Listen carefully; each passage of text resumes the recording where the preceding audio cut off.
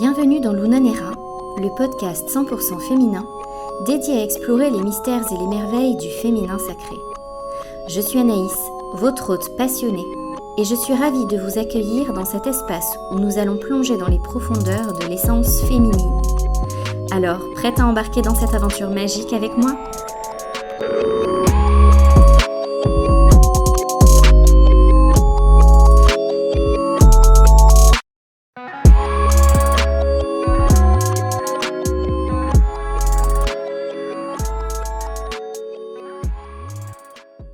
J'ai longuement hésité, manqué d'inspiration pour cet épisode. Puis un soir, alors que j'étais seule chez moi, j'ai eu besoin de me reconnecter. De me reconnecter à ma foi. Peut-être est-ce l'accumulation de frustrations, l'assemblage de chocs émotionnels, l'échec de l'accomplissement de mes projets sur ces 8 mois de l'année 2024 qui ont vu cet état émerger en moi, aidé par les hormones de la grossesse. Car oui, au moment où j'ai écrit ces lignes, nous étions encore en 2024 et j'étais enceinte de 8 mois. Et ce soir-là, je me sentais perdue. Je faisais le constat que mon mental était en train de m'emporter à la dérive de mes émotions. Mon quotidien s'était transformé en impatience, agacement, frustration, et ce sentiment d'injustice que je connais si bien reprenait le dessus. Alors j'ai stoppé. J'ai stoppé mes distractions. J'ai allumé de l'encens, une bougie et mis de la musique tibétaine. Et j'ai ouvert ce livre, le Tao Te Ching. Traité taoïste reprenant les enseignements oraux de Lao Tse, j'avais besoin de me reconnecter à mon intériorité, de me recentrer, de retrouver ma foi. Qu'il est aisé de se perdre dans les méandres du quotidien. Notre société est tellement axée sur le paraître, la performance, la vitesse, la réussite matérielle, que nous oublions qu'il est nécessaire à notre être de ralentir. D'être dans le non-agir. J'observe depuis 2020 et cet épisode de pandémie mondiale que plutôt que de nous faire revenir à une forme d'essentiel, cette peur ambiante nous a coupés les uns des autres. Ce que je pensais être un phénomène éphémère perdure et s'accélère. L'humain devient individualiste à l'extrême, convoitant avec jalousie et violence tout ce que peut avoir de plus son voisin.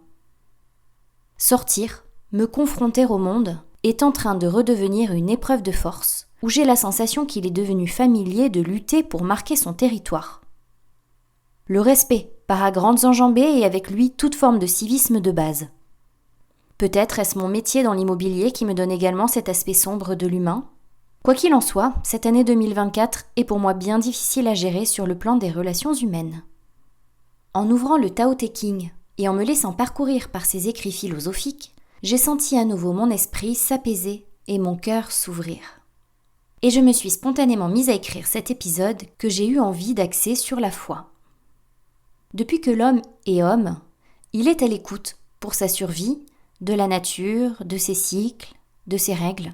Avant d'ériger des religions, il croyait en une force invisible qui sous-tendait toute forme de vie. Force immuable à laquelle il n'avait pas d'autre choix que de se soumettre, d'apprendre à danser avec elle. Cette force, présente en chacun de nous, c'est cela pour moi, la foi. Comme le souligne l'article de Sciences et Vie du 26 décembre 2022, l'humain n'a pas attendu de se regrouper en vaste communauté pour croire. Sépultures, offrandes funéraires et peintures rupestres sont autant de manifestations d'un esprit symbolique, sinon mystique, présent dans notre lignée avant même l'émergence de l'espèce Homo sapiens il y a 300 000 ans. Nous avons toujours été engagés dans des pratiques tournant autour d'êtres surnaturels, confirme l'anthropologue Benjamin Grant-Pursicki de l'université d'Aarhus au Danemark. C'est de notre instinctive capacité à se projeter à la place d'autrui, à chercher du sens dans tout comportement, que serait née cette spiritualité. Derrière chaque phénomène inexplicable, climatique par exemple, l'humain a pu imaginer un agent doué d'intention, ou face à la mort d'un des siens, imaginer un après, expose Joseph Henrich. Une étude de 2016 mêlant phylogénétique et anthropologie des croyances, menée sur 33 populations de chasseurs-cueilleurs, a ainsi conclu que la première forme de religion était probablement l'animisme, c'est-à-dire le fait de prêter un esprit à toute chose. Aurait ensuite suivi la croyance en un au-delà, le chamanisme, le culte des ancêtres et enfin, en dernier, les dieux. Le plus vieux site connu dédié à des divinités est celui de Göbekli Tepe en Turquie, âgé de quelques 12 000 années. Étymologiquement, le mot foi vient du latin fides qui signifie confiance. La confiance, c'est la base d'une relation saine, qu'elle soit avec un ami, un partenaire, un collègue, un patron, ou avec soi-même et avec Dieu. J'emploie ici le terme de Dieu sans connotation religieuse particulière, simplement pour signifier cette énergie universelle qui sous-tend toute forme de vie. La foi pour moi n'a donc pas de connotation religieuse dans sa racine, bien qu'elle puisse trouver par la suite écho dans une religion. La foi, je la vois donc comme la connexion la plus profonde de notre âme avec la vie elle-même. C'est cette part de nous qui sait, qui sent. C'est cette part de nous qui nourrit, si on l'écoute attentivement, notre intuition. C'est cette part de nous par-delà le temps et l'espace qui est en mesure de se mettre au diapason de l'autre, dans sa globalité la plus universelle. La religion, quant à elle, inclut une notion de croyance en une histoire, en une pratique particulière, permettant à l'âme de se rapprocher de Dieu. Et si la religion est bonne pour vous, alors ne vous en privez pas, car elle peut être le terreau fertile de la foi. La foi, c'est cette force nichée au creux de notre ventre, qui nous pousse à continuer même quand on se sent acculé par la vie. C'est cette petite voix qui nous murmure « Continue d'avancer ».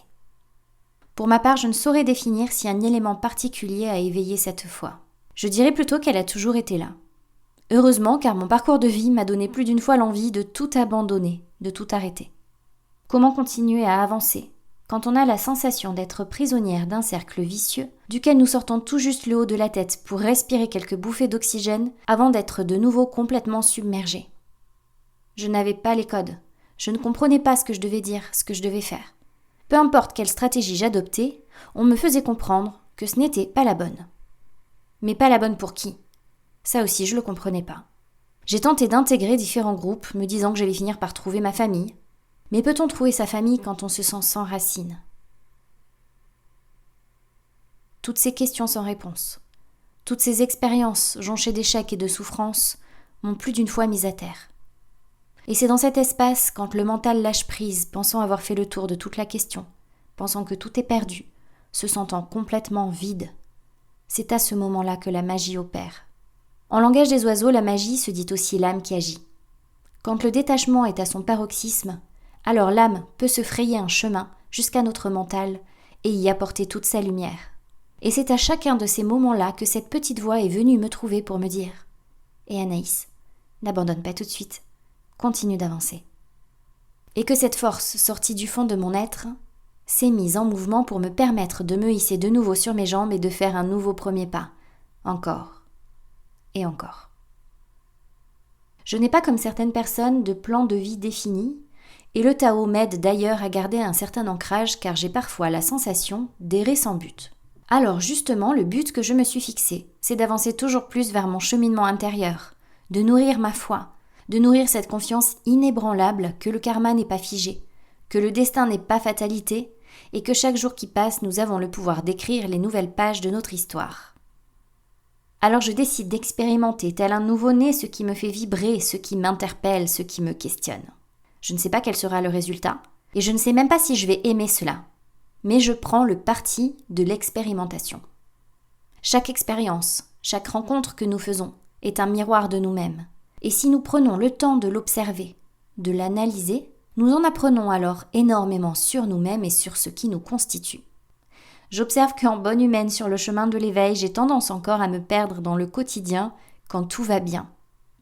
C'est donc l'axe de travail que je me suis fixé ce fameux soir et qui a inspiré cet épisode. Nourrir ma foi au quotidien, même quand ça va bien. Comment fait-on alors pour mettre cela en pratique ? Naturellement, quand nous sommes au plus bas, nous avons tendance à venir chercher de l'aide à l'extérieur. Mais quand tout va bien, on se relâche, on se dit c'est bon, c'est intégré. Mais la foi ne s'intègre pas, elle se vit. C'est là que la pratique entre en action, et notamment la pratique du rituel que j'aime beaucoup. Nous entrerons dans le détail du rituel dans un prochain épisode.